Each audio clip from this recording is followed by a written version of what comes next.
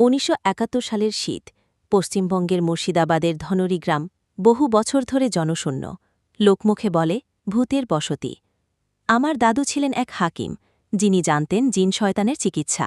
মৃত্যুর আগে তিনি আমাকে একটা কাঠের বাক্স দিয়ে যান, ভেতরে ৩টি তামার মুখোশ ও একটি চিরকুট। রক্তচন্দ্র উঠলে যদি মুখোশ জেগে ওঠে, তাদের পুড়িয়ে দিস রোস্তম। তারা মানুষ নয়, রক্তপিপাসু জিন, কাল আরোহী। এক রাতে পাশের গ্রামের ৮ জন মানুষ নিখোঁজ হয়। আকাশ লাল, রাতভর কুকুরের মতো চিৎকার, আর তারপর নীরবতা। আমি মুখোশ হাতে নিই। হঠাৎ জানালা খুলে যায়, বাতাস নেই, তবু পর্দা ওড়ে। ৩ কালো আরোহী ফিরে এসেছে।